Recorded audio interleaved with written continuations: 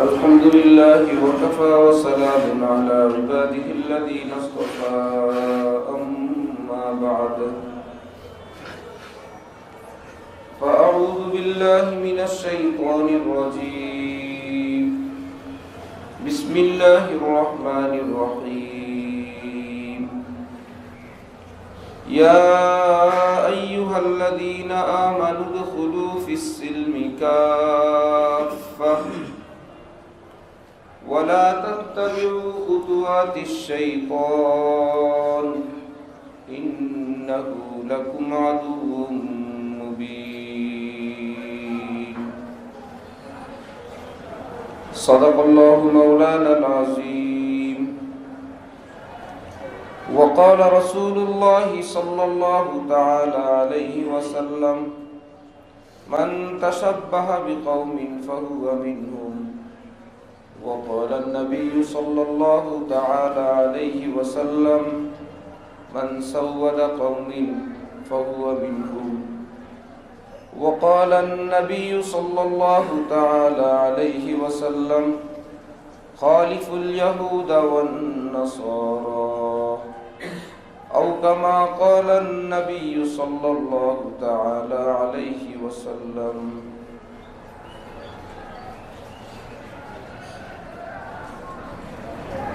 মোহতারাম মুসল্লিয়ানে কেরাম, আমি আল্লাহ পাকের পবিত্র কালামের এক অংশ বিশেষ তেলাওয়াত করলাম এবং হযরত রাসূল করিম সাল্লাল্লাহু আলাইহি ওয়াসাল্লামের কয়েকখানা হাদিস শরীফের অংশ বিশেষ পাঠ করলাম। আল্লাহ পাক কোরআন শরীফ এবং হাদিস শরীফের পরিপূর্ণ নূর আমাদের সকলকে নসিব ফরমান। আমিন। কোরআনে পাক এবং হাদিসে পাকের নূরে আমাদের জীবনকে, জীবনের প্রতিটি বিষয়কে সুন্দর করার, রহমতওয়ালা বানানোর তৌফিক দান করেন। আমিন। হযরত রাসূল করিম সাল্লাল্লাহু আলাইহি ওয়াসাল্লাম কিয়ামত পর্যন্তের জন্য রাসূল। আল্লাহ পাক রব্বুল আলামিন কিয়ামত পর্যন্তের জন্য দ্বীন উপরে, ইসলামের উপরে চলার সমস্ত সামান, সমস্ত প্রয়োজনীয় হেদায়াত হুজুর পাক সাল্লাল্লাহু আলাইহি ওয়াসাল্লামকে আল্লাহ পাক দান করে দিয়েছেন। কিছুই বাকি রাখেন নাই। ইসলামের শুরুতে ইহুদিদের, খ্রিস্টানদের প্রভাব ছিল পৃথিবীতে, যার জন্য ইহুদিদের স্বভাব এবং চরিত্রের বিপরীত একটা অবস্থা ছিল ইসলামের। তারা যদি রোজা একটা রাখে, আশুরার রোজা, আমরা কয়টা রাখি? কি ব্যাপার, তোমরা একটা রাখলে তোমাদের সঙ্গে আমাদের মিল নাই, আমরা একটা বেশি রাখা হইলেও তোমাদের থেকে একটু বেষ্টন করব। ইসলামের শুরুতে যখন ইহুদি খ্রিস্টানরা তাদের ইবাদতখানায় জুতা খুলে যাইত, পায়ের জুতা, স্যান্ডেল খুলে ইবাদতখানায় যাইত, নবীজি মুসলমানদেরকে বলছেন আমরা জুতা পরে নামাজ পড়ব। ইসলামের শুরুতে মুসলমানদের জুতা পরে নামাজের বিধান ছিল। কি ব্যাপার, তাদের সঙ্গে মিল থাকবে না। পরবর্তীতে তারা জুতা পরা শুরু করছে, ইসলামের বিধান, আমরা জুতা খুলে ফেললাম।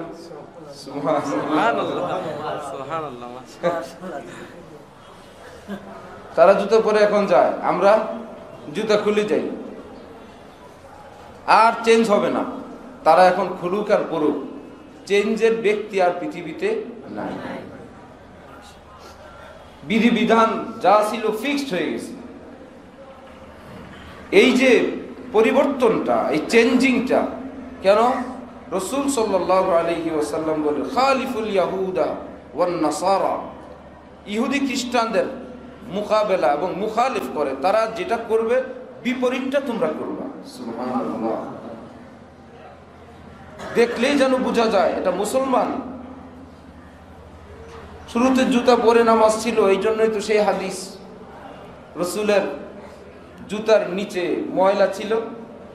নামাজের মধ্যে জিবরিল আসছেন, বললেন ইয়া রাসূলুল্লাহ, আপনার জুতা স্যান্ডেলের নিচে ময়লা আপনার অজান্তে নাপাকি।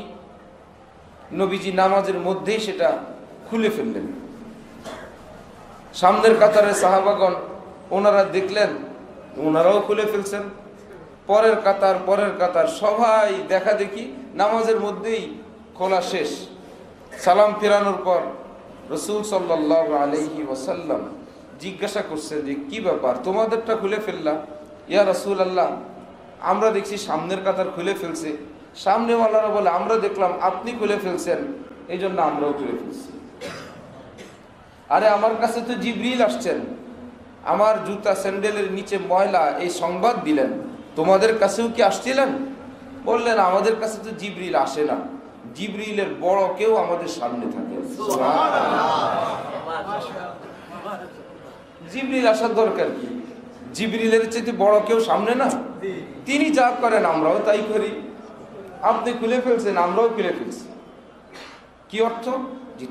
রাসূল সাল্লাল্লাহু আলাইহি ওয়াসাল্লাম জীবনের একটা বৈশিষ্ট্য ছিল, বলল না নাহনু আহাক্কু বিমূসা, মুসা আলাইহিস সালামের অনুসারী এবং ভক্তদের মধ্যে ইহুদিরা কি অনুসরণ করে, কি মহব্বত ইহুদিরা করে, মুসা আলাইহিস সালামকে মহব্বত আমরা মুসলমানরা বেশি করি। সুবহানাল্লাহ।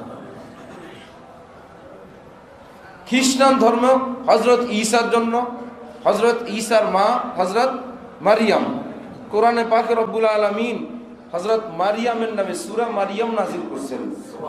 এই কথা বুঝাইছেন যে মারিয়ামকে খ্রিস্টানরা অত ভালোবাসে না, আমার আখিরি নবীর উম্মতরা যত ভালোবাসবে। সুবহানাল্লাহ। হযরত ফাতেমার নামেও তো সূরা নাই, মা আমিনার নামেও সূরা নাই, হযরত খাদিজার নামেও সূরা নাই। সেই খ্রিস্টান ধর্মের হযরত ঈসা নবীর আম্মা হযরত মারিয়ামের নামে আল্লাহ পাক সূরা নাযিল করে দেখাইলেন যে ইসলাম অনেক বিশাল মনওয়ালাদের ধর্ম।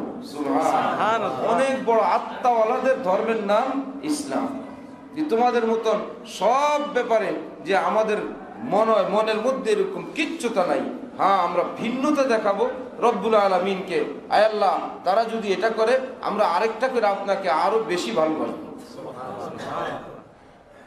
হযরত রাসূল করিম সাল্লাল্লাহু আলাইহি ওয়াসাল্লাম বললেন মান তাশাব্বাহা বিকওমিন ফাহুয়া মিনহুম। এই পৃথিবীতে কিয়ামত পর্যন্ত অনেক জাতি, অনেক সম্প্রদায়, অনেক ধরনের মানুষ পৃথিবীতে আসবে। আজ থেকে কিয়ামত পর্যন্ত আমার উম্মতের কেউ যদি ভিন্ন কারো বেশভূষা, ভিন্ন কারো সংস্কৃতি, ভিন্ন কারো সভ্যতা গ্রহণ করে, তাদের মতন চলে বলে, তাদের মতন পোশাক পরে, তাদের মতন আনন্দ উৎসব করে উদযাপন করে, রসুল বলেন শুনে রাখো ফাহুয়া মিনহুম, সে আর আমাদের থাকে না, সে যার অনুসরণ করলো সে তাদের হয়ে যায়।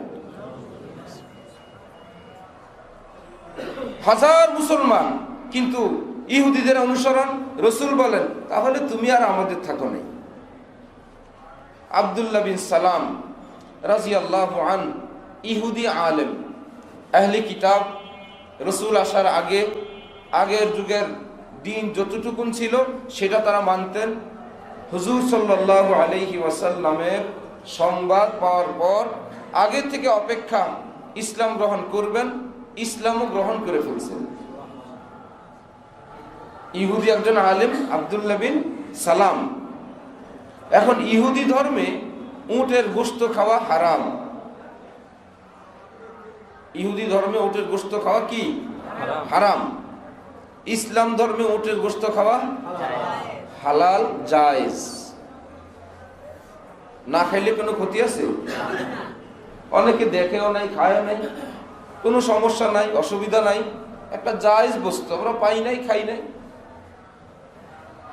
আব্দুল্লাহ বিন সালাম ইসলাম গ্রহণের পর শুনলেন যে উটের গোশত খাওয়া এই ধর্মে তো হালাল। তো হালাল জায়েজ বস্তু মানে হলো খাইলে খাওয়া যায়। এতদিন যে জিনিসটাকে হারাম জানতাম, এখন সেই জিনিসটা খাই কিভাবে? হারাম মনে করার কারণে একটা ঘৃণা থাকে না মনে, যে এই জিনিসটাকে কাক কাক খাওয়া কি হালাল না হারাম? এখন কেউ যদি বলে হালাল, কবুতরের মতনই না, মন টানবে না, জিহ্বা লাগায় টেস্ট করব, ওইটুকুনি রুচিতে আসে না, পরেরটা পরে। এখন তারা জানতেন উটের গোশত খাওয়া হারাম, এখন ইসলামে সেটা হালাল। ভাবলেন যদি আমি না খাই, ইসলামের দৃষ্টিতে তো আমি কোনো গুনাহ করলাম না। আর সঙ্গে ইহুদি ধর্মের যে নিয়মটা ছিল সেটাও ভিতরে ভিতরে পালন হয়ে গেল। না খাইলে ইহুদি ধর্মের উপরেও আমল হয়ে গেল, আর ইসলাম ধর্মেরও কোনো ক্ষতি হইল না। চলো আমি উটের গোশত খাবো না। কেউ উটের গোশত না খাইলে ইসলামে কোনো ক্ষতি নাই, সুতরাং আমি না খাইলে ইসলামের দৃষ্টিতেও কোনো ত্রুটি থাকবে না, আর সঙ্গে ইহুদি ধর্মের ওই বিধানটা সেটাও থেকে গেল। একটু পরে আয়াত নাযিল হয়েছে, রাসূলুল্লাহ সাল্লাল্লাহু আলাইহি ওয়াসাল্লামের উপর জিবরিল আমিন আসলেন আর বললেন, ইয়া আইয়ুহাল্লাযীনা আমানু দুখুলু ফিস সিলমি কাফা, যারা ইসলাম গ্রহণ করছে এদেরকে পুরোপুরি ইসলামের মধ্যে প্রবেশ করতে বলেন। সুবহানাল্লাহ। ধর্ম গ্রহণ করলো ইসলাম, এখন সে আগের ইহুদি প্রীতি রয়ে গেছে, উটের গোশত খাবে না, যেন ইহুদি ধর্মের সঙ্গে সাংঘর্ষিক না হয়, সংঘর্ষ না লাগে, এই জন্যই তো এখনো কামেল মুসলমান হয় নাই, ইসলামে পুরোপুরি প্রবেশ করে নাই।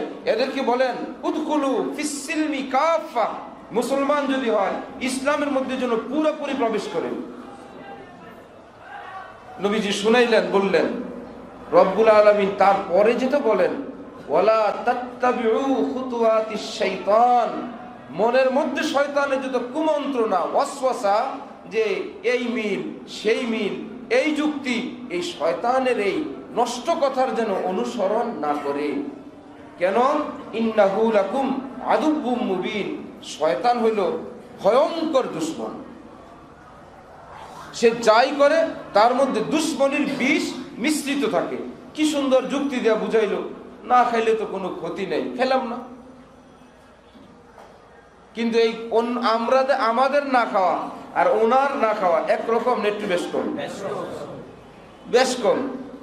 খাই নাই, কিন্তু ওনার সঙ্গে যে আগেরটাও রক্ষা হইলো, এইটাও রক্ষা হইলো, এই হয়েছে ঝামেলা। ও ইহুদিদের গন্ধ, ইহুদিদের ছাপ কিছু কিছু এখনো রয়ে গেছে। উদখুলু ফিস সিলমি কাফা। আল্লাহ এর থেকে বুজুর্গানে দ্বীন মুফাসসিরিনগণ বলেন, হাদিস এবং এই আয়াত থেকে মুসলমানরা যারা এই পৃথিবীতে কামেল মুসলমান হইতে চায়, কারণ রাসূল করিম সাল্লাল্লাহু আলাইহি ওয়াসাল্লামকে আল্লাহ পাক সুযোগ দিছিলেন, অফার দিছিলেন যে আপনি দুইটার কোনটা নেবেন। হয়তো আপনার উম্মতের অর্ধেক জান্নাত অর্ধেক জাহান্নামে যাবে। আল্লাহ আরেকটা কোনটা? আরেকটা হলো আপনার উম্মতের নেককার উম্মত সর্বপ্রথম এরা জান্নাতে চলে যাবে, গুনাহগাররা সব জাহান্নামে যাবে। কিন্তু আপনি যদি গুনাহগারদের জন্য শাফাআত করেন, আমি আল্লাহ আপনার খাতিরে তাদেরকেও নাজাত দিয়ে দেব। সুবহানাল্লাহ। গুনাহগার উম্মত নবীজির সুপারিশের উসিলায় কিয়ামতে তারাও নাজাত পেয়ে যাবে। কিন্তু কিয়ামত তো বহু দূর, কিয়ামত কি অনেক কাছে না অনেক দূর? অনেক দূর। এমনকি কেউ যদি একদম কিয়ামতের আগ দিয়ে মারা যায়, যে তার শাস্তি হয়েছিল 1,00,000 বছর, কিয়ামতের বাকি আছে আর 40 বছর, এই লোকের শাস্তি হবে কেমনে? বলে রব্বুল আলামিন 10 মিনিটের মধ্যে 10 লাখ বছর পার করে দিতে পারেন। সুবহানাল্লাহ। সেই চিন্তা করা লাগবে না যে ওই মানুষকে কোটি কোটি বছরের আযাব কখন হবে। আছে না কোনো মানুষ আবার এগুলো ফিকির করে যে এত লক্ষ কোটি বছরের শাস্তি কিয়ামতের আগ দিয়ে যারা বেনামাজি হয়ে মারা যাবে, ঈমান থাকবে কিন্তু বেনামাজি, তো কিয়ামতের মাঠেই তো হিসাব শেষ। ওই দিন তো সব গুনাহগার উম্মত কালেমার উসিলা জান্নাতে চলে যাবে। কোটি কোটি বছর শাস্তি দিবে, বছরই তো নাই, শাস্তি দিবে কখন? টাইম নাই। মেরাজের হাদিস থেকে আল্লাহ পাক আমাদেরকে সেটা বুঝারও সুযোগ করে দিয়েছেন। নবীজি মেরাজে গেছিলেন, এতে সময় কি অনেক বেশি লাগছিল না অল্প? অল্প সময়ে যে আল্লাহ পাক অনেক কিছু পারেন। মক্কা থেকে বাইতুল মুকাদ্দাস, সেখান থেকে প্রথম আসমান, দ্বিতীয় আসমান, তৃতীয়, সপ্তম পর্যন্ত যাওয়া, আবার হযরত মুসা নবীর সঙ্গে দেখা হইলে খুশি আর খুশি। কি ব্যাপার দিছে কয়েক তো 50 দিছে, আলহামদুলিল্লাহ। খুশি কে দেখে নবীজি? আল্লাহ পাক দিছেন 50 অক্ত। খুশি আপনি? যান জলদি কমায় নিয়ে আসেন। পারবে না? কি বলেন পারবে না? বলে আমি উম্মত পালি, আমি বেশি জানি। পাকিস্তানের এক আলেম চিংড়ি মাছ খাওয়া মাত্র লিখছিলেন, বড় আলেম, বিশ্বের সেরা আলেম, এইরকম একজন বাংলাদেশে আসলে, বাংলাদেশের এক বড় আলেম ওনাকে বলছেন, আপনি চিংড়ি মাছকে মাত্র লিখছেন? মাছ সম্পর্কে পাকিস্তানি মানুষ বেশি জ্ঞান রাখে না বাঙালিরা বেশি জ্ঞান রাখে? কারা জ্ঞান রাখে বেশি? বাঙালিরা না? হ্যাঁ, এক বুজুর্গ বলতেন, হ্যাঁ, কি পেট মে মিছলি, বগল মে ছত্রি, মুহ মে পান, ये 3 है বাঙালি কি নিশান। বাঙালির নিশান হইল মুখে থাকবে পান, না পেটে মাছ, বগলে ছাতা, মুখে পান, এই 3টা হইল বাঙালির নিশান। সারা বছর বাঙালি মাছ খায়, পৃথিবীর অন্য দেশের লোকেরা অবাক, এত কাটার মধ্যখানে খায় কেমনি? গুড়া মাছ আর কই মাছ দিলে তারা একদম দোয়া ইউনুস করতে থাকবে। এত ধারালো ধারালো ভয়ঙ্কর কাটা, এর ফাঁক থেকে মাছ বাইর করে বাঙালি খায় ফেলে। এরা বেশি বেশি পাঙ্গাস খাইতে পারে। পাকিস্তানিরা কি মাছ খায়? পাঙ্গাস। আমাদের দেশের বাচ্চারা যেগুলো খায়, এই মানে বড় বড় কাটার, মোটা কাটার কোন মাছ তারা খাইলে খাইতে পারে। গুড়া মাছের তো প্রশ্নই আসে না। বজুরি মাছ দিলে খাইতে পারবে? বাঙালি তো মাশাআল্লাহ কাটা কুটা সব ফিনিশ। এখন দমকায় বলে, আপনি বেশি চিনেন না মাছ, না আমরা বেশি চিনি, আপনি কেন এই ফতোয়া লিখছেন? বুঝতেছেন? বাঙালি বাঙালি মাশাআল্লাহ বড় আলেম, মানে মাওলানা তকি উসমানী সাহেবকে আমি বলে দিলাম। এই ধমকাইতেছেন কাকে? মাওলানা তকি উসমানী পাকিস্তানের, উনি মাত্র লিখছিলেন কি ব্যাপার, যে পানির মধ্যকার মাছ হালাল, অন্যান্য প্রাণী সেটা হালাল না। পানির ভিতরের আমাদের জন্য কি হালাল? মাছ হালাল, যেটা মাছ না সেটা হালাল। পানির মধ্যে যদি কি আছে, একদম গরুর মতন কিছু পাওয়া গেল, খাসির মতন কিছু পাওয়া গেল, আছে না, দুম্বার মতো পাওয়া গেল, সেটা কি দুম্বা ফতোয়া দেওয়া খাওয়া যাবে না। পানির ভিতরের জন্য আমাদের জন্য হালাল মাছ। তো ওনারা চিন্তা করছে যে মাছের ভিতরে রক্ত থাকে, চিংড়ির গায়ে রক্ত নাই, এবং দেখতে শুনতে বডি স্ট্রাকচার এটা মাছের মতো না, এই কারণে ওনারা বলছেন এটা মাছ যেহেতু না সুতরাং হালাল না। এইটার উপরে যে মাছ না, আপনাদেরকে এই কথা বলছি কে? আপনি বাঙালি 100টা মসজিদের সামনে ঝুলায় রাখেন, কিচ্ছু বলবেন না এটা কি। দেখেন তো বাঙালিরা এসে কি বলে, বলবে এই মাছটা কে ঝুলায় রাখছে, এই মাছটা এখানে রাখছে কে, বলবে কি না? তো বোঝা গেল আমরা কি তারপরে শিখাই দিছি এটার মাছ বলো। কেউ কি বলবে পোকাটা কে দিছে এখানে, কে রাখলো পোকাটা? কেউ বলবে না।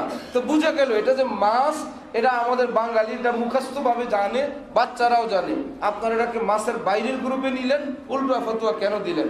তো কিসমানি সাহেব চুপ, একদম চূড়ান্ত এটা মাছ। হ্যাঁ আচ্ছা, পাকিস্তান যায়নি, বাস ফতোয়া উল্টে দিচ্ছে। সুবহানাল্লাহ। বলছেন আমার তাহকিক, আমার বিশ্লেষণ, এটার মধ্যে একটা ভুল ধরা পড়ছে, যে আমরা আমাদের এলাকায় আমরা জানতাম এটা মাছ না, ঝিঙ্গা মিছলি। উর্দুতে কি বলে? ঝিঙ্গা, চিংড়িকে, যে ইয়ে মাত্র নেই হয় হালাল হয়। আবার কিতাব ছাপছেন, একে বলে আলেমি দিন, যে বলছি তো বলছি, মান ইজ্জত গেলে যা, থাকলে থাক না। স্পষ্ট হয়ে গেছে এটা আমার একটা ভুল তাহকিক ছিল। ভুলের উপর ময়রা নিজের সম্মান রক্ষা করা এটা সম্মান না, ভুল থেকে ফিরতে পারা বাবা আদমের সুন্নাত। সুবহানাল্লাহ। একদম ফতোয়া চেঞ্জ, ওনার কিতাবে আবার ছাইপা আসছে এ হালাল। এখন বাঙালিরা যারা ওনার কাছে পড়েন, দারুল উলুম করাচিতে বিশাল মাদ্রাসা। আচ্ছা, বাঙালিরা খানার আয়োজন করছে, তো কি উসমানী সাহেবকেও দাওয়াত দিছে, সেখানে বাজার থেকে চিংড়ি মাছ নিয়ে বাজি করে দিচ্ছে, যে আপনি যে হালাল বললেন দেখি আপনি হালাল্লাহ কদ্দুর বলছেন। এখন আব্দুল্লাহ বিন সালামের মতন কিছুটা কাছাকাছি গেছে না? ওটা তো ইহুদি ধর্মের ছিল, এটা তো অন্য কোনো ধর্মের ব্যাপার না, শুধু ব্যক্তিগত ব্যাপার। বাঙালি সুন্দর করে চিংড়ি মাছ ভুনা করে আর অন্যান্য খাবারের সঙ্গে দিছে। তকি উসমানী সাহেবকে তো আমরা চিনি, উনি বিশ্বের বড় একজন মুফতি। তকি উসমানী সাহেবের ভাই রফি উসমানী হলেন উনার চেয়েও বড় মুফতি। সুবহানাল্লাহ। ওনারা দুইজনের মধ্যে এই ঝামেলা, উনি বলে ইনি বড়, ইনি বলে উনি বড়। পাকিস্তানের আলেমরা জানে যে তকি উসমানী সাহেব যত বড়, ওনার ভাই রফি উসমানী আরো বড়। এই জন্য মুফতি আজম পাকিস্তান ছিল মুফতি শফি সাহেবের নাম, ওনার আব্বার নাম। ওনার আব্বার ইন্তেকালের পর এই মর্যাদা, মুফতি আজমের এই মর্যাদা ওনার ভাই রফি উসমানীকে বলা হয়। সুবহানাল্লাহ। কিন্তু দোনো ভাই তো দোনো ভাই। এক সময় ব্যাডমিন্টন র্যাকেট দারুল উলুম মাদ্রাসার সামনে দোনো ভাই খেলতেন। ব্যাডমিন্টন খেলা জায়েজ ভাই, শরীর চর্চার জন্য। ওনার এক শাগির্দ বলছে, দুনিয়ার যেখানেই সফরে যান আজ পর্যন্ত শরীর চর্চা এবং ওনার ব্যায়াম এবং হাঁটাহাঁটি এখনো বন্ধ নেই। আমরা তো মনে করি হুজুর মানুষ, একটু জোরে গেলে শরম। হুজুর মানুষ এ ব্যায়াম করে নাকি? নাউজুবিল্লাহ। ইমাম সব যদি এলাকায় ব্যায়াম করে, মুসল্লিরা যদি দেখে আর ওই মসজিদে নামাজ পড়বে না? ইমামের তাকওয়া নাই। কি না ইমামের তাকওয়ার কমতি। দেখলাম হুজুর ব্যায়াম করে, আল্লাহ ওয়ালারা আবার এগুলো করে নাকি? শিখছি আমরা, যা তাই হয়েছে। যাই হোক, উনি ফতোয়ার উপর থাকছেন না, ফিরে আসছেন। কি ব্যাপার? বাঙালি দমকের চোটে আবার বাঙালিরা গুনাহ করে দিছে। এখন বলতেছে যে ভাই আমরা এগুলোকে আগে মাকরু বলতাম, এখন তো এটা তাহকিক করে যায়, চলো বিসমিল্লাহ, খাওয়া শুরু করে দিছে। সুবহানাল্লাহ। যে এটা আগে আমরা এসা বলছি, এতদিন খাই নাই না, বিধান তো আমরা গোলাম। ইয়্যাকা না'বুদু, আল্লাহ সিদ্ধান্ত আমাদের না। আল্লাহ আমরা আপনার দ্বীন ইসলামের গোলামি করি, আপনি যেটা বলবেন আমরা তাই মানি। সুবহানাল্লাহ। একটু আগে আপনার হুকুমটা নির্ধারণ করতে আমাদের ভুল হয়েছিল। হুকুম তো আপনার, নির্ধারণে আমাদের হেরফের হয়েছিল। আমরা এখন সঠিক পথে আসলাম, আল্লাহ আমরা হালালটা খাইতেছি। যেটা হালাল আপনি বললে হালাল, আপনি বললে সেটা হারাম। হযরত মুসা নবীকে, হযরত মুসা আলাইহিস সালাম আমাদের রাসূলকে বললেন, উম্মত আপনি পালছেন কয় দিন পালছেন? আর আমি পালছি কয়শো বছর। তাড়াতাড়ি যান, কমান। উম্মত সম্পর্কে আপনি বেশি জানেন, আমি বেশি জানি। রাসূল কি খুশি, দিছে 50 ওয়াক্ত, যান কমে আনেন। আবার গেলেন, কয় ওয়াক্ত কমাইছিলেন? এইবার 5 কমাইলে সর্বশেষ 5 ওয়াক্তে আসতে 45 ওয়াক্ত কমাইতে যাইতে হয়েছে কয়বার? 9 বার। 5 9 45। রব্বুল আলামিন বললেন আর আসবেন না, আর কমাকমি নাই। এই 5 ওয়াক্ত দিলাম, যে এই 5 ওয়াক্ত আদায় করবে তাকে আমি 50 ওয়াক্তের সওয়াব দিয়ে দিব। সুবহানাল্লাহ।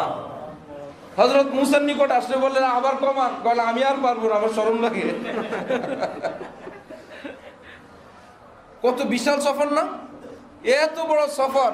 রাসূল সাল্লাল্লাহু আলাইহি ওয়াসাল্লাম বলেন, আমি আয়েশা দেখি যে বিছানা থেকে আমি উঠা রওনা করে গেছিলাম, আয়েশা দেখি মানুষের শরীরের উমের কারণে, গরমের কারণে বিছানাপত্র যেটা থাকে, আমি ফিরে এসে দেখি আমার শরীরের উমটা এখনো বাকি আছে।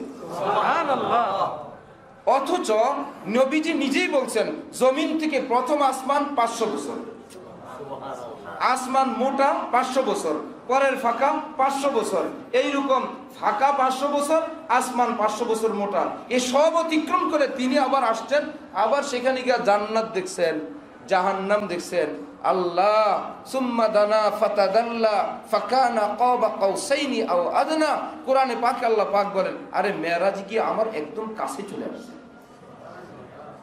সাহাবারা জিজ্ঞাসা করছেন, আল্লাহরে দেখছেন? কি মুশকিল।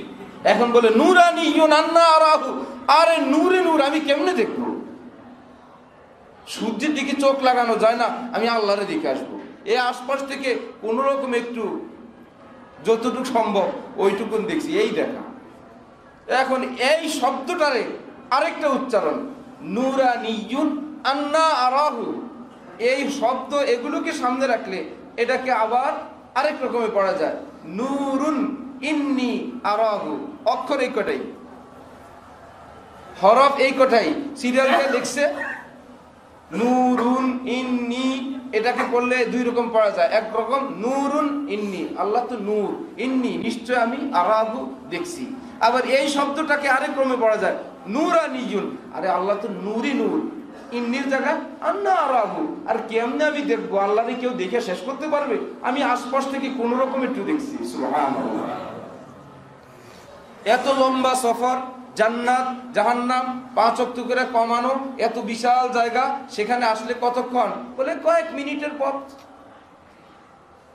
তাহলে কিয়ামতের আগে যারা মারা যাবে, কয়েক বছর পর, 20-50 বছর পর, 100 বছর পর কিয়ামত হয়ে যাবে, এই অল্প দিনের মধ্যে আল্লাহ পাক হাজার হাজার লাখ লাখ কোটি কোটি বছরের শাস্তি দিতে পারবেন কিনা? পারবেন না? এখান থেকে শিখিয়ে দিয়েছেন যে সেই চিন্তা আপনাদের করা লাগবে না। এত বছর, এতদিন রব্বুল আলামিন আগেই বলছেন ইন্নাল্লাহা আলা কুল্লি শাইইন কাদির, আমি সব পারি, সব কিছু আমার সক্ষমতার ক্ষমতার ভিতরে।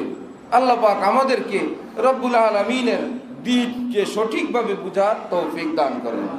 তো বলতেছিলাম যে অন্য কোনো জাতি গোত্রের বেশভূষা এবং তাদের সভ্যতার সংস্কৃতি গ্রহণ করা সম্পর্কে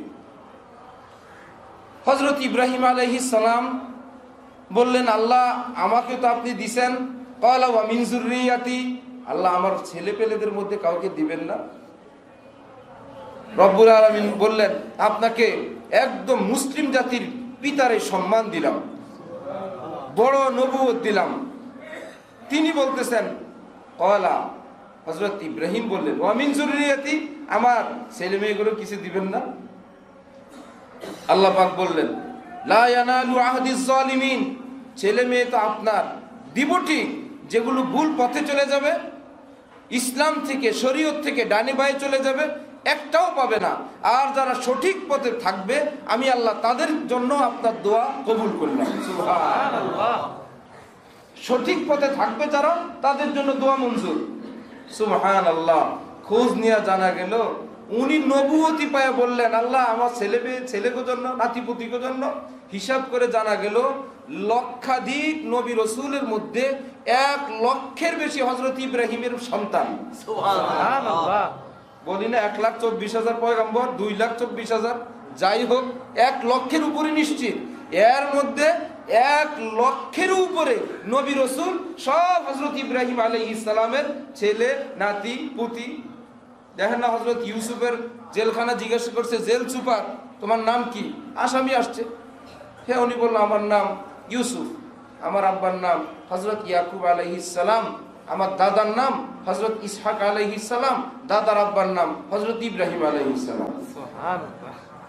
এগুলো কথা জেল সুপার যদি শুনে, আসামি ইয়াকুব নবীর ছেলে, ইয়াকুব নবীর আব্বা হযরত ইসহাক নবী, ইসহাক নবীর আব্বা হযরত ইব্রাহিম, এই বেটার আর কোনো মাথা ঠিক আছে? বলল, খবরদার, আপনি কোনো টেনশন করেন, আপনি থাকেন, আপনার এই কথা শুনে তো আমি আপনার প্রতি দুর্বল হয়ে গেলাম। আবার অন্য মানুষদেরকে জিজ্ঞাসা করছে, নতুন বন্দির খবর কি? আসলো যে, বললো খবর হইল সারা রাত নামাজ পড়েন, সারা রাত অন্যান্য বন্দীদের খেদমত করেন, সারা রাত নামাজ, সারাদিন খেদমত, ঘুম বলে আমরা তো এরকমই দেখি। তো তাকে দায়িকা নাম টাম জিজ্ঞাসা করলে বললে নেই। তো এখানেই তো নবী কয়জন? হযরত ইউসুফ নবী না? উনি নবী। ওনার আব্বা ইয়াকুব আলাইহিস সালাম, তাও নবী। ওনার দাদা হযরত ইসহাক, তাও নবী। দাদার আব্বা হযরত ইব্রাহিম, তাও নবী। রব্বুল আলামিন বলেন, কবুল করলাম, 1 লক্ষের বেশি আপনার সন্তানদেরকে আমি নবুয়ত দিলাম। সুবহানাল্লাহ। প্রশ্ন হইল, নিজে নবুয়ত পায় খুশি হয়ে গেছিলেন না সন্তানের কথা মনে রাখছেন? এটা উদ্দেশ্য। কোরআন শরীফে রব্বুল আলামিন বলেন, আল্লাহর কাছে দোয়া, রব্বানা হাবলানা মিন আজওয়াজিনা ওয়া যুররিয়াতিনা কুররাতা আয়ুন, আল্লাহ আমাদেরকে স্ত্রী এমন দেন, সন্তানাদি এমন দেন, যাদেরকে দেখলে আমাদের চোখ জুড়ে যায়, যাদের কথা ভাবলে, তাদের আচরণ দেখলে প্রাণ জুড়ে যায়। এতটা পরহেজগার, এতটা মুত্তাকি, এতটা আল্লাহওয়ালা। মুত্তাকি আসলো কোত্থেকে? এখানে তো কুররাতা আয়ুন। একটু পরে বললে ওয়াজআলনা লিল মুত্তাকিনা ইমামা, আল্লাহ এরা হবে সবাই মুত্তাকি, আমি হব মুত্তাকিদের চেয়ে বড় মুত্তাকি, ইমাম সাহেব। সুবহানাল্লাহ। শিক্ষা কি ইসলামের? সন্তানকে মুত্তাকির জন্য দোয়া করো, আর নিজে আরো বড় মুত্তাকি হওয়ার দোয়া করো। আল্লাহ এরা হবে মুত্তাকি, আমি হব মুত্তাকিদের ইমাম, মানে আরো বড় মুত্তাকি। সন্তানের কথা আছে না নাই? আছে না? হযরত রাসূল সাল্লাল্লাহু আলাইহি ওয়াসাল্লাম মেরাজে গেলেন, গিয়েই বললেন আত-তাহিয়াতু লিল্লাহ ওয়াস সালাওয়াত ওয়াত তাইয়্যিবাত। যে আত-তাহিয়াত আমরা পড়ি, শুরু অংশ কে বললেন? রাসূলুল্লাহ সাল্লাল্লাহু আলাইহি ওয়াসাল্লাম।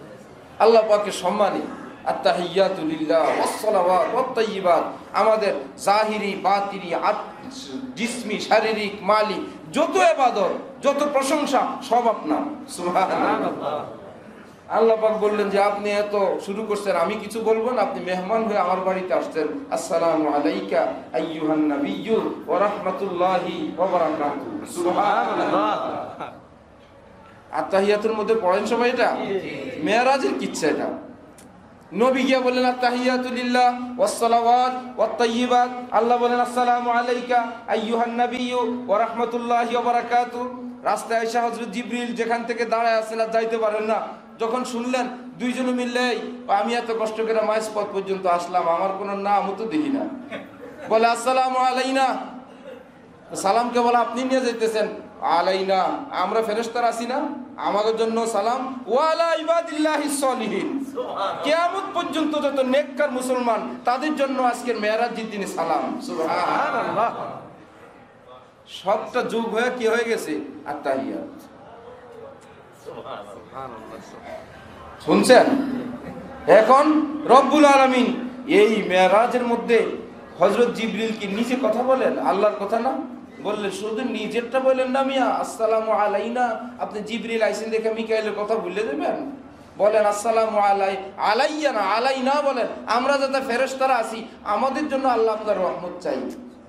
রব্বুল আলামিন বললে তাহলে আমার বান্দা যারা মেরাজে আসতে পারে নাই, মেরাজের কোনো ভাগ তারা পাবে না। বলো ওয়া আলা ইবাদিল্লাহিস সলিহিন। সালাম শুধু আজকে আমাদের আর তোমাদের মধ্যে না, কিয়ামত পর্যন্ত নেককার মুসলমান যারা তাদের জন্য আজকে আল্লাহর রহমতের ঘোষণা। সুবহানাল্লাহ। আমাদেরকে ভুলে গেছিলেন না? আমরা সেখানেও ছিলাম না? হযরত ইব্রাহিম নিজে পায়া খুশি হয়ে গেছিলেন না সন্তানের কথা মনে রাখছেন? নিজে বুজুর্গ হওয়ার কথা না নিজের সন্তানকেও বুজুর্গ বানানোর কথা? রব্বুল আলামিন বলেন এত ওয়াজ যদি না বুঝে আসে, লম্বা না ওয়াজ, উ আনফুসাকুম ওয়া আহলিকুম নারা। তুমি তোমাকে তোমার সন্তানকে আগুন থেকে বাঁচাও, জাহান্নাম থেকে। কোরআন শরীফের জাহান্নামের নাম জাহান্নামও আছে, এখানে জাহান্নাম না বলে আল্লাহ পাক বলেন আগুন থেকে বাঁচাও। তুমি তোমাকে তোমার সন্তানদেরকে আগুন থেকে বাঁচাও। নিজের সন্তান বুলে চারাক ধরতে যায়, এই চারাক ধরো না, ধরলে কিন্তু হাত পুড়ে যাবে। বাচ্চা আগাইতেছে, মা বলতেছে যেও না, গেলে কিন্তু হাত পুড়ে যাবে। এরপরও বাচ্চা যায়, গেলে যান, আমাদের দায়িত্ব ছিল আমরা বলে দিছি। আছেন কেউ এরকম দায়িত্ব পালনের কোনো অভিভাবক আছেন? যে আমাদের বলার দরকার ছিল, এরপরেও যায়, ধমক দিয়ে দিছে এই যাবে না কিন্তু খবরদার আগুন। বাচ্চা যায়, মা বাবা আরামসে যাক, ধমক পর্যন্ত দিছি। এরপরে বলতেছে আজকে শাস্তি দেব কিন্তু ধরলে, বলে অত কথা নাই। এখন বাচ্চাকে হাত ধরে ফিরা আনা হয়েছে, বাচ্চা কান্নাকাটি গড়াগড়ি। এই জন্য রাগ করে বলো ঠিক আছে আমাদের চেষ্টা করার পরও যেহেতু থামো না, এই জন্য চারাক তোমার হাতে দিয়ে দিলাম, তুমি পড়লি তুমি দায়ী। কেউ এই কাজ করে? রব্বুল আলামিন আগুন শব্দ দিয়া, এক আগুন দিয়া জাহান্নামের আগুন বুঝাইলেন যে জাহান্নামী চরিত্র থেকে বাঁচানোর জন্য মিঠা মিঠা কথা, এগুলো করে না কিন্তু হবে না, খবরদার যাও না কিন্তু হবে না। হাত ধরে নিয়ে আসছেন, এরকম মুসরামুসরি লাফালাফি করে ছেড়ে দিলেন, হবে না। এক দুই কথা বলার পর হয় না দেখে নিজেই জাহান্নামের ব্যবস্থা করে দিলেন, হবে না। রব্বুল আলামিন বলেন আগুন থেকে বাঁচানোর জন্য বাচ্চারে পিটান লাগাইলে পিটান, কানলে কান্দুক, যা ইচ্ছা তাই করুক, আগুন ধরতে দেওয়া যাবে না, এটা চূড়ান্ত ফয়সালা। রব্বুল আলামিন বলেন এই আগুন যেরকম বুঝো জাহান্নামের আগুন থেকে বাঁচানোর জন্য, ওই রকম চরিত্র থেকে বাঁচানোর জন্য তোমার সিদ্ধান্ত কমপক্ষে এতটুকুন হওয়া চাই। শুনতেছেন? শুধু সন্তানের জন্য, আমাদের জন্য নাই। বললেন তুমি নিজে ওইভাবে বাঁচাও, সন্তানকে ওইভাবে বাঁচাও। আজকে সারা পৃথিবীতে কাফের মুশরিকরা হাজার নষ্টামির আইটেম বাইর করছে। রসুল বলেন, যদি তাদের নষ্টামির সঙ্গে তুমি ওই ব্যাস ধরো, তুমি আমার কেউ না, তুমি তাদের। আল্লাহ বলেন, জাহান্নাম থেকে বাঁচাও তোমাকে, সন্তানদেরকে আগুন থেকে বাঁচাও। আজকে মুসলমান যারা মসজিদে, তাদের স্ত্রী সন্তান আর রাস্তাঘাটে। বহু মুসলমান এরকম আছে, খোঁজ নিলে হুজুর বলছি শোনে না। কি বলবো হুজুর, ছেলে তার বন্ধুদের সঙ্গে, মেয়ে তার বান্ধবীদের সঙ্গে চলে যায় ডান বামে। হুজুর বুঝেন তো যুগ জামানা, আমরা কি বুঝাবো, আমাদেরকে বুঝায়। হুজুর আপনি বুঝেন কি না? এখন আমরা বলতে হ্যাঁ বুঝি। তো সুতরাং ওই কোন কোন আল্লাহওয়ালা বুজুর্গানি দিন রাস্তার মধ্যখানে হিন্দুদের পূজা চলে, গেলে হাদিস যে যেই সম্প্রদায়ের লোক সংখ্যা বাড়াবে। আরেক হাদিসে নবী বলেন, ও তুমি এদের দলটারে বড় বানাইলা, তুমি একজন যাওয়াতে একজন বাড়ছে, 10 জন যাওয়াতে 10 জন বাড়লো, হিন্দুদের পূজার লোক। রসুল বলেন, ও এদের দল তুমি ভারী করলা, তাহলে তুমি আমাদের না, তুমি কিয়ামতে ওদের দলের হয়ে উঠবে। নাউজুবিল্লাহ। এখন মধ্যখানে পূজা, রাস্তা অতিক্রম করতে পূজায় যাওয়া লাগবে।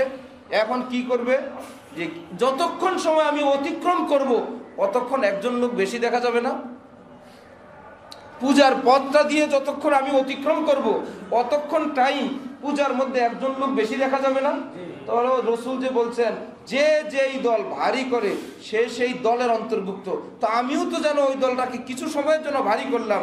এই সংক্ষিপ্ত রাস্তা রেখা বহু মাইল দূর দিয়ে যাইতেন, তবুও অল্প সময়ের জন্য হিন্দুদের পূজার এই মানুষকে বাড়তে দিতেন না, যে কিছু সময়ের জন্য লোক বেশি দেখা যাবে, আমি পারবো না, মাগো আমি কিয়ামতে এদের দলে। অথচ এখন শুরু উঠছে কি, ধর্ম যার যার উৎসব। মোটামুটি ছন্দ মিলে গেছে। ছন্দটা মিলছে না? ছন্দ মিললে কথা ঠিক হয়ে যায়। দেখেন কেউ হোমিও ওষুধ খেলে কি বলে, যার নাই কোনো গতি সে খায় হোমিওপ্যাথি। নিজের বন্ধু বান্ধবরা যদি কেউ করে, কিরে কি করস, আমি মাদ্রাসায় পড়াই, তুই ইমামতি করি, যার নাই কোনো গতি সে করে ইমামতি। হইল কি? আপনি কই যে অ্যালোপ্যাথি খেয়েছি, যার নাই কোনো গতি হ্যাঁ খায় অ্যালোপ্যাথি। ছন্দ মিললেই কথা ঠিক হয়ে যায়? এক বেচারা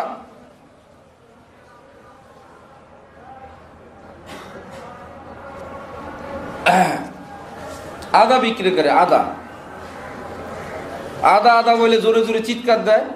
এক ঘর থেকে ভিতর থেকে আদা বলে, ভিতর থেকে মহিলারা বাচ্চারা বলে, যে বেচে আদা সে একটা গাধা। আদা বিক্রিটা কি গাধা হয়ে গেছে? কিন্তু ওরা তো ছন্দ মিলিয়ে বলে দিছে। কি মুশকিল। আদা বিক্রেতা ছিল সহজ সরল মানুষ, বাড়িতে এসে বললো আমি আদা উদা বিক্রি করব না, আমারে গাধা বলে। বউ বলছে গাধা বললে হয়ে যায় নাকি? ওরা বললে বলুক, আপনার কি? না সে যাবে না। বউ বলছে চা আপনি খবর নেন ওরা কি কাজ করে। খোঁজ নিয়ে জানা গেছে ওরা বেছে পান। এইবার বউ একটু চালাক ছিল, স্বামীকে বলছে ওরা যখন বলবে যে বেচে আদা সে একটা গাধা, আপনি বলবেন যে বেচে পান তার কান ধরে টান। কি হয়েছে?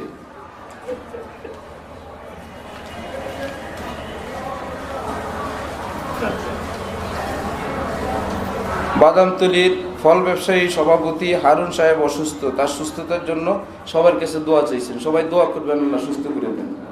ঠিক আছে, পরে মনে নাও থাকতে পারে, চিঠি যেহেতু আসছে, দোয়া আল্লাহ পাক ওনাকে সুস্থতার সঙ্গে নিয়ে খায়ার দান করেন। আল্লাহ। এখন ওই বেচারা আজকে তো সোজা মানুষ, আজকে খুব রেডি, আজকে আগে আগে রওনা, যে আজকে আমারে বললো, আজকে আমি একটা বললাম না। এখন গিয়া রওনা হয়েছে, কি ব্যাপার বলে, হ্যাঁ আদা আদা, আজকে আরো জোরে চিল্লায়। ভিতর থেকে বলছে এই কথা, যে বেচে আদা সে একটা, সে বলে রাখ, আজকে তো আমার কাছে ওষুধ আছে। বলে যে বেচে পান, এরপর একটু ভুলে গেছে। এখন ভুলের টাইম, গাদা যে গাদা হয়। এখন তাগরে যে মূল কথা বলবে, ওই মূল কথাটাই তো ভুলে গেছে। যে বেচে পান, এরপরের লাইন কি? আর তো লাইন পায় না, আশপাশে তাকায় দেখে একটা খেজুর গাছ দেখা যায়, বলে যে বেচে পান তার ঘরের পিছে খেজুর গাছ। হইলো একটা কোন রকম, ওই রকম মিললেই কি মিলে যায়? কোনটা থেকে গেছিলাম? হ্যাঁ হ্যাঁ, সাবাস। ধর্ম যার যার, উৎসব সবার। মোটামুটি কবিতা মিলে গেছে। এটা হয়ে গেছে যে বেছে পান তার কান ধরে টান, যত পান ওলা আছে কান ধরে টানা যাবে? যে আদা বেছে সব গাদা হয়ে গেছে কেন? ছন্দ তো মিলছে।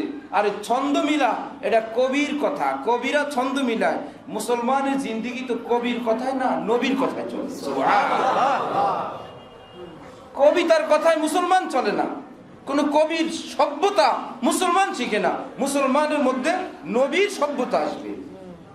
ধর্ম যার যার, উৎসব সবার, কবিতা মিলে গেছে, সুতরাং এটাও একটা ওহী হয়ে গেছে। ফাইন।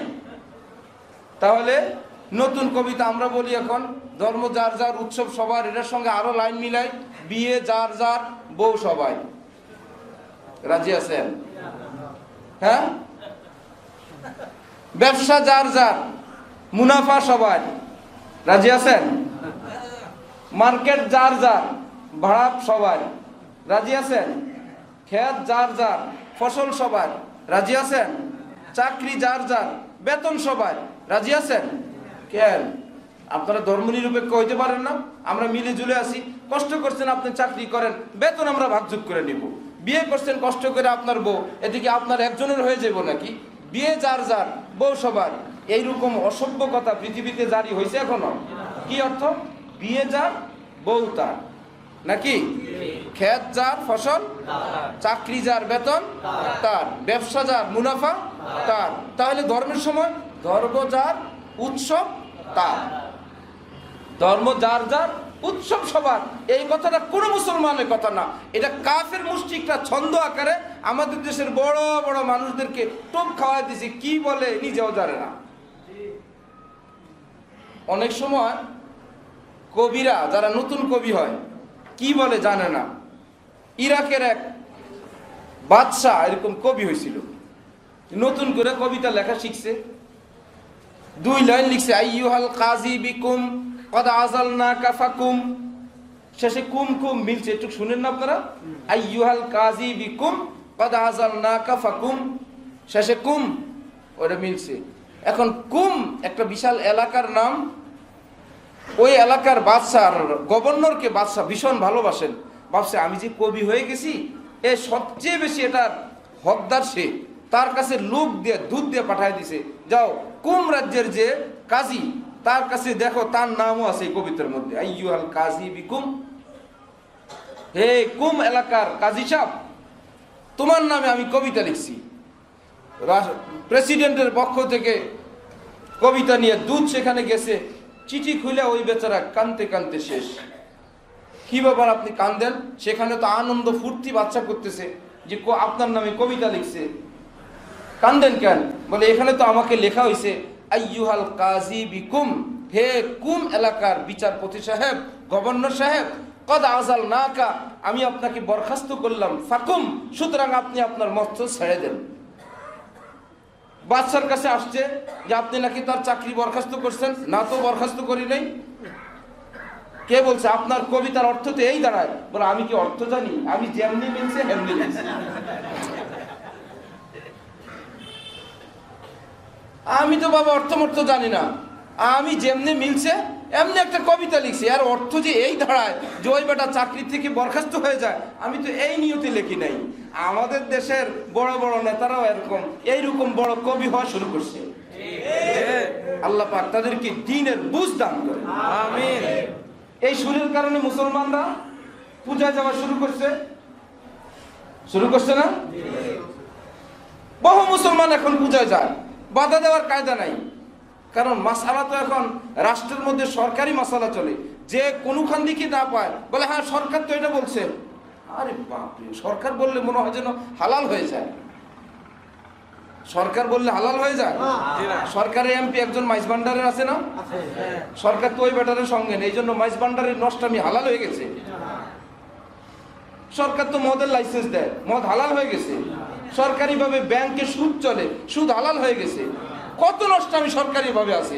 সরকারি ভাবে সরকার রাজনীতি করে, সরকার দেশ চালায়। দেশ চালানো সে তার মতন যা ইচ্ছা তাই চালাক, জাহান্নামে যাক আর জান্নাতে যাক, সে তার ইচ্ছা। সে করলে কোনো একটা জিনিস বৈধ হয়ে যাবে, এটা মুসলমানের চিন্তা করা অন্যায়। সরকার করলে সেই জিনিসটা বৈধ, সরকার বললে সেই জিনিসটা মুসলমানের জন্য করণীয়, এইরকম চিন্তা যখন মুসলমানের মাথায় আসবে, মুসলমান দিন থেকে বিচ্যুত হয়ে যাবে। সরকার বললে আমাদের কি, আচ্ছা ওকে, সরকারের এই ঘোষণার দ্বারা মুসলমানরা হিন্দুদের পূজায় যাওয়া এবং অন্য জায়গায় নাচন কুদনে, এবং মেয়েরা গোসল দিবস আছে না একটা ওদের, স্নান করতে যায়, সেখানে খোঁজ নিয়ে জানা গেছে হিন্দু যুবকরা কর্মব্যস্ততায় আর মুসলিম যুবকরা গোসলের ওস্তাদ। মুসলমানরা গোসল করতে যায়, গোসল করতে যায় না অশ্লীলতা দেখতে যায়? কেন? ধর্ম যার যার, উৎসব সবার। আমাদের দেশের বড় নেতারা কবি হয়ে গেছে, ওই কবিতার মর্মবাণী আদায় করতে যায়। ফাইন, এবার হিন্দুদেরকে দাওয়াত দেন, তোমাদের পূজায় তো আসলাম, প্রসাদ খাইলাম, মিষ্টি খাইলাম, নাচলাম, গোসলও করলাম, এত দাওয়াতে যা লাগবে না, কোরবানির দিন তোমার দাওয়াত। 1.5 লাখ টাকা 2 লাখ টাকা দিয়ে আমরা গরু জবাই করি, ইনশাল্লাহ গরুর গোশতের খিচুড়ি খাওয়াবো, কাবাব খাওয়াবো, বুনাও খাওয়াবে। আসবে দাওয়াতে? আসবে দাওয়াতে? আনতে পারবেন? তো কি হইলো? ধর্ম যার যার, উৎসব সবার। এর অর্থ কি? যে হিন্দুদেরকে আমাদের দিনের অনুষ্ঠানে আনা নয়, মুসলমানদেরকে হিন্দুদের পূজায় পাঠায় দেওয়ার একটা ষড়যন্ত্র। কত কৌশল! তাদেরকে আনা নয়, আমরা যেন যাইতে পারি। এইবার গোপালগঞ্জে এক স্কুলের পরীক্ষার্থীরা শনিবার তারা পরীক্ষা দিবে না। কি ব্যাপার? আমাদের পবিত্র দিন, আমরা এই দিন ধর্মীয় অনুষ্ঠানের দিন আমরা কোনো পরীক্ষা দিব না, সরকারি পরীক্ষা, সেন্টার পরীক্ষা। এখন জেলার ডিসি, এসপি, টিউনু, ইউনু সবাই মিলে এই পরীক্ষার্থীদেরকে এক জায়গায় আলাদা আটকে রাখছে। রাইখা সময় পার হওয়ার পর রাত্রে তাদের পরীক্ষা শুরু হয়েছে। কি ব্যাপার? যে তাদের ধর্মের প্রতি আমাদের শ্রদ্ধা রাখা দরকার। খ্রিস্টানদের জন্য ধর্মের দিন, সেটাকে এত শ্রদ্ধা রাখা দরকার। বুয়েটে যান, ঢাকা ভার্সিটিতে যান, এই জুমার সময় বহু জায়গায় পরীক্ষা চলতে থাকে, বহু জায়গায় পরীক্ষা চলে, পরীক্ষার কারণে জুমা পড়তে পারে না, অ্যাভেলেবেল ঘটনা। ও ধর্ম যার যার, উৎসব সবার, ধর্ম যার যার, উৎসব সবার, এই নামে মুসলমানদের দ্বীন ঈমান রক্ষা করা নয়, এই সুর দিয়া কাফির ইহুদিদেরকে অতি উৎসাহ দিয়া তাদের ভোট কালেকশন করা, আর কিচ্ছু না। বিদেশিদেরকে বোঝানো আমরা মুসলমান, মুসলমান হয়েও ইসলামের জন্য এত পাগল না, তোমাদের ধর্মের জন্য আমরা যত পাগল। তোমাদের অনুষ্ঠানে আমরা হাজির হই, আমাদের অনুষ্ঠানে তোমরা না আসলেও অসুবিধা নেই। আমাদের ওয়াজ মাহফিলে আসবে বয়ান শোনার জন্য, অথচ আলেম ওলামাদেরকে মাদ্রাসায় অনুষ্ঠানে দাওয়াত দেয়। কি? যে মাদ্রাসায়, মসজিদে চিঠি আসে মাঝে মাঝে যে এখানে একটু মাদক বিরোধী, জঙ্গি বিরোধী আলোচনা করবেন। মসজিদের মুসল্লিরা তারা কি মাদক ব্যবসায়ী? ওয়াজ দরকার কোথায়? চিঠি পাঠান দরকার কোথায়? সেখানে চিঠি যায় না, সেখানে মিটিং হয় না, মিটিং হয় নামাজি। এটা ইনডাইরেক্ট এই দাড়িওয়ালা টুপিওয়ালা নামাজিদের উপর ওই একটা অন্যায়, যে চুরি করছে সে যেরকম আগেই বলে চোর চোর, যাতে চোরের অপবাদ নিজের উপর না গিয়া অন্যের উপর যায়, সেই রকম একটা কঠিন ষড়যন্ত্র। মুসলমানদেরকে নামাজিদের মধ্যে সেখানে মাদক বিরোধী একটু ওয়াজ করবেন হুজুর। আরে মাদক বিরোধী ওয়াজের জন্য স্কুলে নিয়ে যাও, কলেজে নিয়ে যাও, ভার্সিটিতে নিয়ে যাও, সবচাইতে বড় দরকার মন্ত্রী পরিষদে আমাদেরকে নিয়ে যাও। আমাদেরকে ওয়াজ এক নম্বরে করা দরকার, সংসদে ওয়াজ করা দরকার। সবাই জানে, সব জায়গায় চলে, ওয়াজ করো মুসল্লিদেরকে, তাহাজ্জুদ গুজারদেরকে, আল্লাহওয়ালাদেরকে, ফেরেশতার মতো চরিত্র মুসলমানদের জীবনে কালিমালে বলে একটা গভীর থেকে গভীর ষড়যন্ত্র ছাড়া কিচ্ছু নেই। ধর্ম যার যার, উৎসব সবার। আজকে 14ই ফেব্রুয়ারি মুসলমানদের দিবস, মুসলমানদের কোন আমল? রাসূল বলছেন অমুসলিমদের এই অশ্লীলতায় যে যাবে সে আমার উম্মত না। শুনতেছেন? ফাহুয়া মিনহুম, সে তাদের, যাদের দলে গেছে সে তাদের, যেই বেশ ধরছে সে তাদের। আমাদেরকে শিক্ষা দেওয়া হয় আমরা মানুষ, কে কোন ধর্মের এটা বড় পরিচয় না, আমরা বাঙালি। ওই যে ধর্ম যার যার, উৎসব সবার, একই ধাঁচের আরেকটা মুকুল। কার কে ধর্ম এটা আমাদের বড় পরিচয় না, আমাদের বড় পরিচয় কি? আমরা বাঙালি। কি সুন্দর! জীবিত আছেন, যাদের বয়স 50-এর ঊর্ধ্বে, আপনাদের পরিচয় বাঙালি ছিল না পাকিস্তানি ছিল? তো কেমন বড় পরিচয় হইল? এটা কেবল লড়ে। এর আগে কি পরিচয় ছিল? ব্রিটিশ। তো কি হইলো? ধর্ম যার যার, আমাদের বড় পরিচয় আমরা বাঙালি। এই বাঙালি কয়েকদিন আগে বলছিল যাই হোক ধর্ম যার যার, বড় পরিচয় আমরা পাকিস্তানি। এর কয়েকদিন আগে বলছিল ধর্ম নিজের যার যার ব্যক্তিগত ব্যাপার, আমরা সব ব্রিটিশের নাগরিক। হায় হায়, যেটা নড়ে চড়ে ওটা বড় হয় না। রব্বুল আলামিন বলেন জালিকাল কিতাব লা রাইবা ফি, বড় যে হয় এরকম লা রাইবা ফির মতো হয়, কোনো নড়চড় নাই। হ্যাঁ, এইটা বলো যে যেই দেশের, যেই প্রান্তের, যে অঞ্চলের, এটা বড় পরিচয় না? বড় পরিচয় আমরা মুসলমান। সুবহানাল্লাহ। ব্রিটিশ তখনও মুসলমান ছিলাম। পাকিস্তান বলে আমার ইসলাম এখনো আছে। বাংলাদেশ আমার ইসলাম এখনো আছে। ভাঙ্গা যদি আবার কোনো টুকরা হয় আমার ইসলাম তখনও থাকবে। বড় পরিচয় বাঙালি না মুসলমান? আস্তে ইসলাম থেকে এক ধাপ নিচে নামায় নিয়ে আসছে।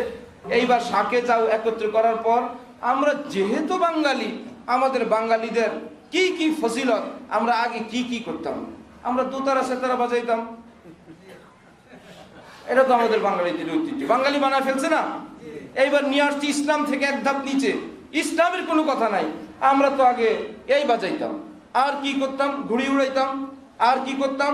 এরকম উৎসব করতাম, আর কি করতাম? গান গাইতাম। এই তো আমাদের বাঙালি। সুতরাং যেই মোল্লারা আমাদের বাঙালিদের ঐতিহ্য আঘাত করবে, তাদের বিরুদ্ধে রাষ্ট্র শক্তি দিয়া প্রতিরোধ করা হবে। কি ফাইন ব্যবস্থা! শুধু ইসলাম থেকে নামায় নিয়ে আসছে। আর কোন ঐতিহ্য ছিল না আমাদের বাঙালিদের? ছিল কি না? যদি আরো পিছনে যায়, এবং তোমরা যখন দুতারা সেতারা বাজাইতা বাঙালিদের ঐতিহ্য, তখন আমাদের দেশের মা বোনরা খোলামেলা চলতো না, বোরকা পরে চলতে? ওটা ঐতিহ্য হয় না? তোমরা যখন দুতারা সেতারা দিয়ে গান বাজাইতা, প্রতিদিন ফজরের পরে ঘর ঘর থেকে গান বাজনার আওয়াজ আসতো না, কোরআনে পাকের আওয়াজ আসতো। এটা হয় না বাঙালির ঐতিহ্য? বাঙালির ঐতিহ্য হয় না যে যেখানে আছে সব মানুষ নামাজ পড়বে? মুরব্বী বাবা যদি ক্ষেতের আইলে থাকেন, গামছা মাথায় পেঁচা তিনি নামাজ সেখানে পড়তেন। হইতে পারে না বাঙালির ঐতিহ্য? যদি বলো ওইটা অনেক দূরের, তা আজকের দিনের ধর্মনিরপেক্ষ এবং যারা বিভিন্ন দলের মানুষ, কোনটা ঐতিহ্য কোনটার মধ্যে সব মানুষ, আজকে মুসলমানদের ঘরগুলো পরীক্ষা করা হোক। আল্লাহর কসম করে বলবো, যতটা টেলিভিশন পাওয়া যাবে, একটা হইলেও আল্লাহর কালাম বেশি পাওয়া যাবে। কোরআন শরীফ বেশি বেশি পাওয়া যাবে না? তো ঐতিহ্য তো সেই থেকে শুরু এই পর্যন্ত কোরআনের ঐতিহ্য এখনো রক্ষা আছে। আরে যতগুলো টেলিভিশন আছে, এর চাইতে বেশি মুসলমানের ঘরে জায়নামাজ এখনো আছে।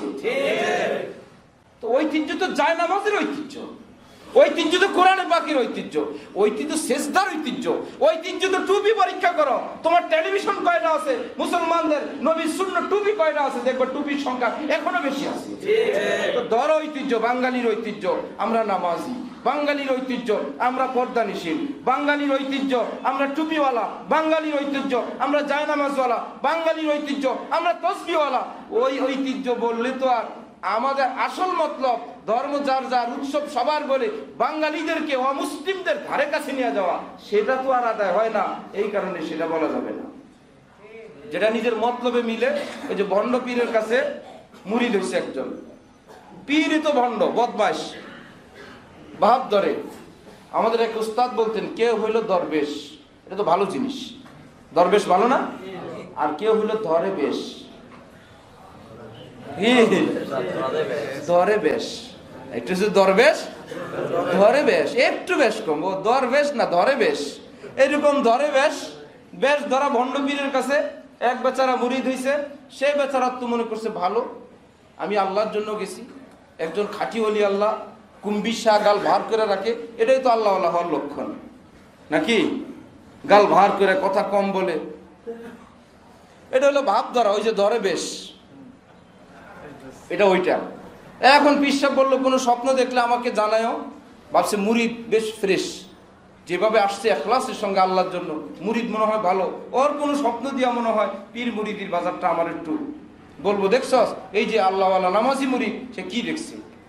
এখন কয়েকদিন পরেই বলতেছে, হুজুর একটা স্বপ্ন দেখলাম। কি দেখছো কি দেখছো? হুজুর রাস্তা দিয়ে আপনার আমি যাই, হঠাৎ দেখলাম দুইজন দুই পাশে পড়ে গেছি। আমি পড়ছি একটা পায়খানার গর্তের মধ্যে, আপনি পড়ছেন একটা দুধের নহরে। এখন সুবহানাল্লাহ, অন্য আশপাশের মুরিদদেরকে দেখছো? এটা আল্লাহর ইশারা। আমি কত বড় কুতুব এই যুগের, আল্লাহ পাক স্বপ্ন যুগে তোমাকে সেটা বুঝাইছি।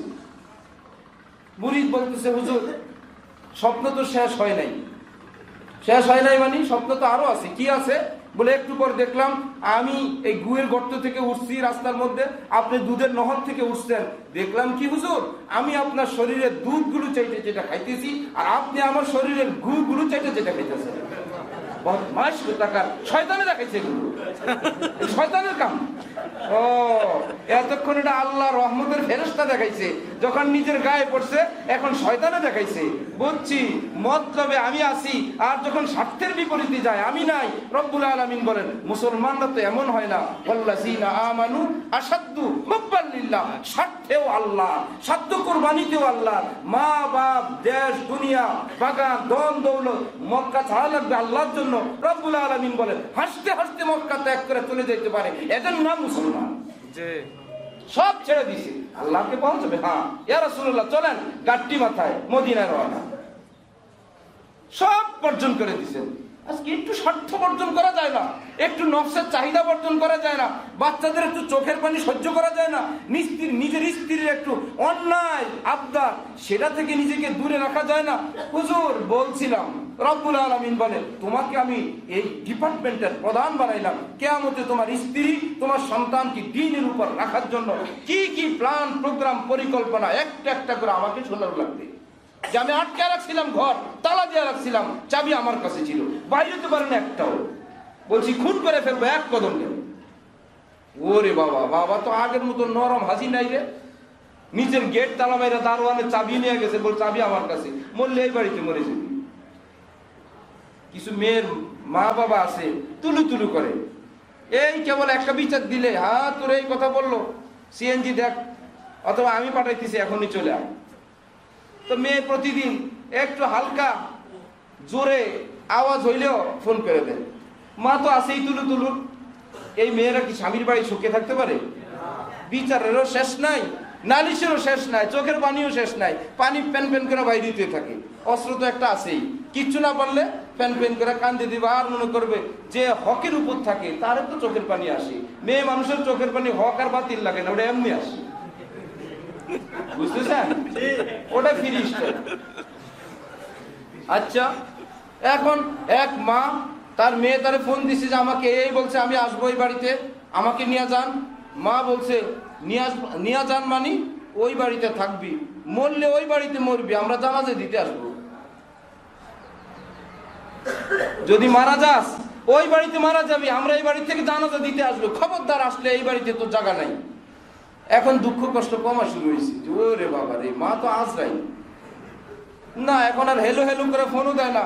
অনেক দুঃখ কষ্ট নিজেই গুছায় নাই, নিজেই এখন আগের মতন না, এখন নিজেই সচেতন হয়ে গেছে যে না, মারে হেলো বললে সিএনজি আর প্রাইভেট কার পাঠাবে না, বলছে কি মরলে জানাজা দিতে আসবে। নিজের ছেলে মেয়েদেরকে যারা একটু কানলেই ছুটি দিয়ে দেন, বলবো হ্যাঁ কান্দে দে, ওকে। গাল বার করলে বলে আচ্ছা যাও, আরেকজন একটু ভাঙচুর করলে আচ্ছা যাও। আর যদি দেখে আব্বা তো আব্বা মুগুর নিয়ে বসে রয়েছে, গেট তালা আটকায় চাবি লয়ে চলে গেছে, যে বাইরে যাবে আজকে মেরে ফেলবো। আজকে মুসলমানদের দিন না বাইরের দিন, ওটা ইহুদিদের দিন, ওটা খ্রিস্টানদের দিন। আমরা মুসলমান হয়ে বাঁচবো, মুসলমান হয়ে মরবো, ইমান ইসলাম নিয়ে ঘরে মরলে আজকে জানাজা দিয়ে দিব, ইহুদিদের অনুষ্ঠানে যাইতে দিব না। বাচ্চা কাচ্চা খুব আব্বা তাহলে ঘরে একটা বিরিয়ানি খাওয়ানোর ব্যবস্থা করো, খাওয়া বিরিয়ানি ঘরে, বাইরে জন যাইতে পারবো না, আব্বা তাহলে ঘরে বিরিয়ানি খাওয়াও। ইস্টাল আল রাজাক থেকে আইনা কাচ্চি খাওয়ার খাও, মগর বাইরে যেতে পারবো না। নরম পাইলে কান্দে উঠবে, আর যদি শক্ত থাকেন অনেকটা কন্ট্রোলে থাকবে।